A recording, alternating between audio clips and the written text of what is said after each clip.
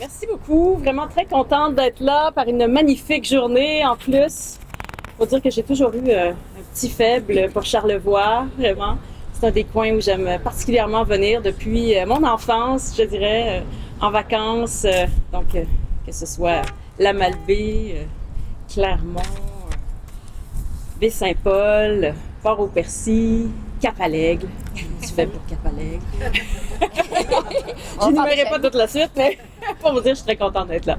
Pour une excellente nouvelle, en plus. Une excellente nouvelle pour la région. Mais permettez-moi tout d'abord de saluer ma collègue, la ministre de la Santé, ministre responsable des aînés et des proches aidants, Sonia Bélanger. Également la ministre responsable du sport, du loisir et du plein air. Et députée de Charlevoix, Côte-de-Beaupré, Karianne Bourassa. Karianne qui a travaillé très fort. Mes salutations également, le maire de la Malbaie, Michel Couturier. Également toutes les mairesses, maires et préfètes présents, tous les élus municipaux qui sont présents ici. Je vous salue. De même que le président directeur général du CIUS de la capitale nationale, M. Patrick Duchesne. Également la directrice générale de la Fondation de l'hôpital de la Malbaie, Mme Ginette Lapointe. Et puis Mme Anne Jean du Comité des citoyens, parce que je sais qu'elle s'est investie beaucoup dans ce projet. Et bien, merci aussi à tous les partenaires présents, parce que vous avez eu un rôle très important tout au long de ces dernières années. Alors, on va tenir correctement nos feuilles. Donc, très contente d'être ici. Et je suis ici, en fait, pour donner le feu vert à l'agrandissement et à la modernisation de l'hôpital de la Malbaie. Yeah! Voilà, c'est feu vert, c'est un go.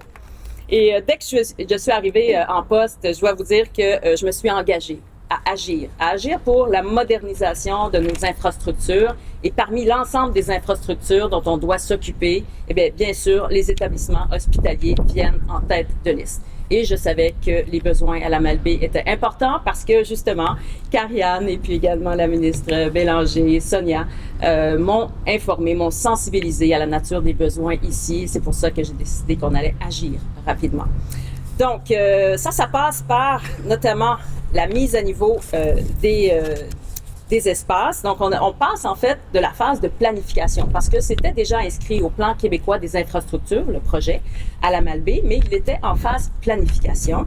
Et là, ce qu'on fait aujourd'hui, c'est qu'on passe en phase réalisation. Alors, ce que ça veut dire, c'est que vous allez voir bientôt la machinerie, les équipements pour procéder à la construction, à l'agrandissement puis à la modernisation de ces espaces. Une excellente nouvelle.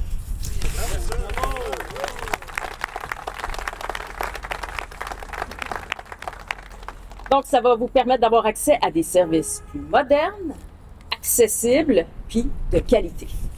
Alors, on va investir jusqu'à près de 364 millions de dollars pour l'agrandissement et la modernisation. En fait, on va construire un nouveau pavillon pour la population. Donc, un pavillon qui va regrouper à la fois l'urgence, le bloc opératoire, les cliniques externes, la pharmacie, également les unités de soins, pour ne nommer que ceux-là. Également, on va pouvoir lancer les premiers appels d'offres dès cet été. En fait, dès les prochains jours, parce qu'on parle du mois de juillet pour ce qui est de lancer les appels d'offres. Et on va pouvoir soigner les premiers patients à l'intérieur des nouveaux espaces en 2031. Donc, c'est quand même très raisonnable, je vous dirais, pour ce type de construction en termes de délai. On ne se cachera pas, en fait, l'hôpital actuel en a grand besoin. Il y avait besoin de beaucoup d'amour et c'est ce qu'on va lui offrir. Alors, avec ce projet-là, on va offrir, en fait, à toute la population de Charlevoix, puis des territoires avoisinants aussi, parce que je sais que ça a une vocation pour servir même au-delà, des meilleurs soins et dans des meilleures conditions. On va améliorer la sécurité, on va améliorer la fluidité des services et également celle pour les patients et pour le personnel. Ce qui va être intéressant, c'est que l'attractivité de l'hôpital de la Malbaie va être grandement rehaussée. Donc, les gens seront plus intéressés encore à venir travailler et ce sera plus facile de les retenir ici parce que les espaces seront modernes et de qualité. Alors vraiment, on va assurer la vitalité également de toute la région parce que quand on a un hôpital moderne à niveau, c'est sûr que c'est plus intéressant pour les gens de venir s'établir ici puis de s'y enraciner. Alors, c'est ça à quoi on va contribuer. Depuis la formation de mon gouvernement, on opère en fait un grand rattrapage parce qu'au niveau des infrastructures, on l'a vu pendant des années, puis je pourrais dire des décennies en fait, on n'a pas suffisamment investi dans le maintien des infrastructures. Et ça a créé d'immenses besoins. Et là, on est en mode rattrapage de ces années-là. C'est sûr qu'il faut mettre les bouchées doubles. Il va falloir le faire pendant plusieurs années parce que les besoins sont immenses. Mais c'était essentiel pour moi de mettre les hôpitaux en tête de liste de ce grand rattrapage parce que c'est là où les besoins se font le plus urgents. Alors, comme pour les hôpitaux de Lévis, comme pour l'hôpital Maisonneuve-Rosemont, comme pour l'hôpital de Chicoutimi, pour lequel on a fait une annonce la semaine dernière, comme pour l'hôpital de Jonquière, on va pouvoir investir dans l'hôpital de la Malbaie pour sa modernisation et son agrandissement. C'est une excellente nouvelle pour toute la région. Alors, merci d'être là, d'être au rendez-vous. Ensemble, on va bâtir le Québec de demain. Merci.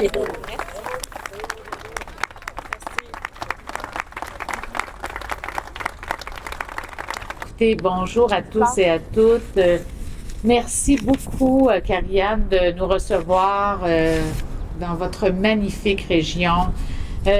Merci à Madame la Première ministre. C'est un privilège que j'ai de pouvoir travailler avec une Première ministre qui est engagée, qui croit aux régions et puis, dans mon cas, comme ministre de la Santé, qui croit à l'importance d'investir dans nos infrastructures en santé.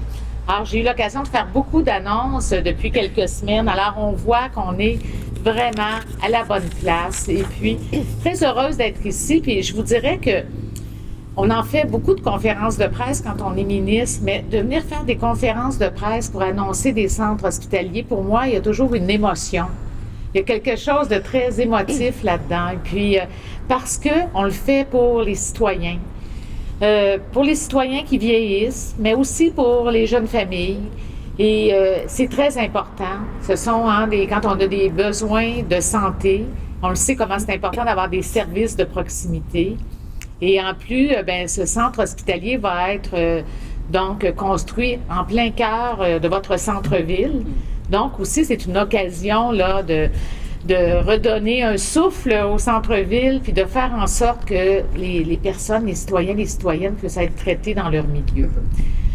J'en profite aussi pour saluer M. Kick de Santé Québec, qui est bonjour, très important, parce qu'ils ont fait aussi toute cette évaluation pour s'assurer qu'on mettait les bons projets dans le bon ordre. Et naturellement, le vôtre était dans le bon ordre parce qu'il y a besoin d'amour. Il y a de la désuétude, on le voit. Alors, c'est grandement mérité. Tantôt, avec Madame la Première ministre, j'ai eu l'occasion de rencontrer un patient, sa conjointe, il y a une dame âgée qui a vraiment accueilli à bras ouverts la Première ministre. Elle l'a embrassée. Elle lui a dit qu'elle prierait aussi. Fait que ça, on aime toujours ça parce que dans la vie, on a besoin d'un peu de tout. Il faut travailler, mais on a besoin d'avoir des bonnes intentions aussi qui sont ensemble. Alors, un grand merci aux citoyens pour votre mobilisation, aux employés. Je termine avec ça. Les employés, vous avez ce qu'on nous disait, des employés extraordinaires. Ça vient de la bouche des patients qui disent que les employés font vraiment une différence. On a rencontré aussi une dame qui est originaire du Cameroun, qui vient de l'international, qui est venue s'installer ici avec ses enfants et puis qui maintenant contribue à donner des soins et des services. Alors, un grand merci puis longue vie à votre centre hospitalier. Merci beaucoup.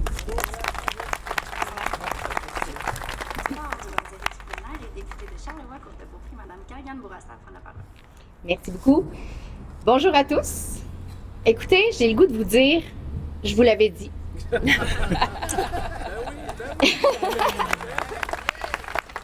Je vous l'avais dit que je me battrais pour notre hôpital. Je vous l'avais dit qu'on irait jusqu'au bout. Je vous l'avais dit que notre première ministre et notre ministre de la Santé étaient sensibilisés. Et je vous l'avais dit que votre voix serait entendue. Aujourd'hui, oui, je suis quand même assez émotive. C'est rare que ça arrive lors des annonces, mais j'ai tellement personnellement travaillé sur ce dossier-là. Et je suis pas la seule. Tout à l'heure, on parlait de Mme Anja qui avait organisé une manifestation. La population s'est mobilisée pour ce dossier-là. Vous le vouliez avec raison. J'ai porté votre voix à l'Assemblée nationale. Je sais que le CIUS également, M. Duchesne a toujours été derrière nous.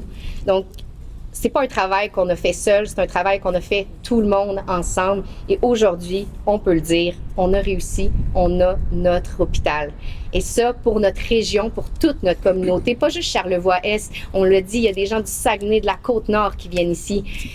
Et l'hôpital de la Malbaie, c'est le sujet sur lequel j'ai eu le plus de messages. Et je sais pas si c'est les journalistes ou les élus qui m'ont plus écrit et qui m'ont plus posé de questions, mais à tous les jours, pratiquement, j'avais des messages. Quand est-ce qu'on fait l'hôpital de la Malbaie? Quand est-ce que ça passe en réalisation? Quand est-ce que ça passe au Conseil des ministres? Eh bien, c'est maintenant chose faite. On a réussi.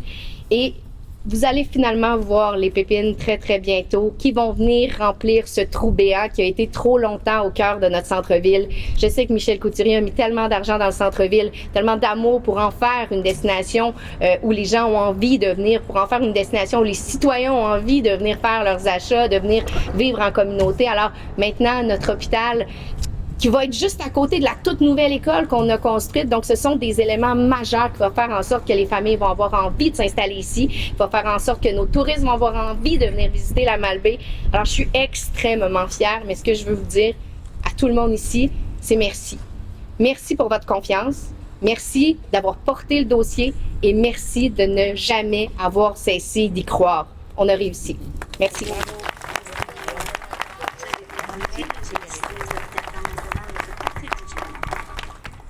Un plaisir d'être avec vous aujourd'hui. Pour avoir été impliqué dans le dossier depuis quelques années, j'ai eu l'opportunité de voir des personnes avec qui j'ai collaboré. Puis, enfin, je pense qu'aujourd'hui, c'est une belle annonce. Madame la Première ministre, c'est un privilège. Madame Bélanger, c'est un privilège de vous avoir avec nous aujourd'hui. Madame Bourassa, toujours été un allié dans le dossier. Monsieur Couturier, Michel, on a discuté tout à l'heure ensemble. C'est un dossier qu'on a mené de front. On a toujours eu une confiance de ta part. Merci beaucoup. Monsieur Louis-Paul Gauvin, vice-président de la Société québécoise des infrastructures, merci d'être présent. Chers élus de la région de Charlevoix, vous êtes nombreux ici. On voit que c'est un projet qui est porteur pour vous. Employés de l'hôpital de la Malbaie, ainsi que les représentants des médias, merci. Je suis, tout comme l'a nommé Mme Bourassa, j'ai un mélange d'émotions pour avoir été impliqué à différents niveaux dans le dossier depuis quelques années. Et je suis très, très, très, très heureux d'être avec vous aujourd'hui, de vous accueillir à la Malbaie pour une annonce qui est très attendue par les citoyens. Le projet de modernisation et d'agrandissement de l'hôpital de la Malbaie est un projet que nous avons porté fièrement et collectivement. Nous sommes rendus aujourd'hui à l'étape de la réalisation et non seulement c'est une excellente nouvelle pour les citoyens, mais c'est également une excellente nouvelle pour les employés. Au terme des travaux, la population de Charlevoix bénéficiera d'un environnement sécuritaire adapté aux besoins actuels et aux besoins futurs. Je rappelle que le projet, Madame la Première ministre a lui fait référence dans son allocution, le projet va rassembler l'ensemble des services qu'on retrouve actuellement dans l'hôpital actuel. Donc, des unités d'hospitalisation, une urgence, un bloc opératoire, un secteur ambulatoire pour la médecine et chirurgie d'un jour. Donc, c'est un agrandissement quand même de 15 500 mètres carrés. Fait que pour vous donner un ordre de grandeur, l'hôpital actuel, c'est 8 100 mètres carrés. Excellent.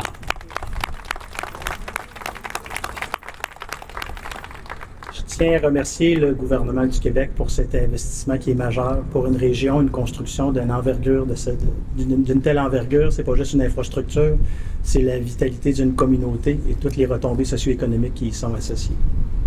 Je profite du moment pour souligner l'engagement remarquable des employés du CIUS de la capitale nationale, autant ceux qui ont participé à la planification du projet que ceux qui offrent des services au quotidien avec cœur, engagement et rigueur. Merci beaucoup d'être présent aujourd'hui. Je termine en disant que je crois qu'on peut être fier du chemin qui a été parcouru. Aujourd'hui est une étape qui est marquante. On passe à l'étape de la réalisation. C'est le début d'une nouvelle étape, de la dernière étape, pour nous amener avec une infrastructure dans quelques années qui va répondre aux besoins de la population de la Malbaie. Merci. Oui, bonjour. Les questions en anglais, on va les prendre à la fin. Les fils du Charlevoisien. Madame Fréchette, évidemment, on lance les appels d'offres. Ce projet-là suscite beaucoup de scepticisme dans le milieu. Ça a été énormément long avant que ça se concrétise. La fameuse question de la pépine, elle va être quand dans le trou? Alors, les appels d'offres, c'est pour le mois de juillet. Donc, on peut considérer que les pépines vont être là à l'automne. C'est là que ça va s'activer. Les appels d'offres devront être analysés, bien sûr, traités, et puis on va donner les commandes par la suite. Fait que pendant l'automne, ça va s'amorcer. Est-ce que je peux en risquer une deuxième, madame? Ou, Oui, allez-y, sous question. Il y avait été aussi question, à un moment donné, d'un IRM mobile. Là, il est-tu mobile, il est-tu fixe, il y a quoi avec ça? Ça, je vous dirais que c'est un dossier à part. Donc là, on se concentre aujourd'hui sur la modernisation et l'agrandissement de l'hôpital de la Malbaie. L'IRM mobile, c'est un autre dossier. Merci. Merci. Charret TVA. J'aimerais savoir, cet argent-là, le 364 millions de dollars, est-ce que ça vient avec l'annonce qui est annoncée avec M. Carney pour le 1 milliard de dollars pour les hôpitaux? Est-ce que c'est la même enveloppe, une enveloppe supplémentaire? Ça vient de quelle poche? Ben, ça vient du plan québécois des infrastructures. Donc, c'est déjà prévu à notre plan d'investissement sur les prochains 10 ans.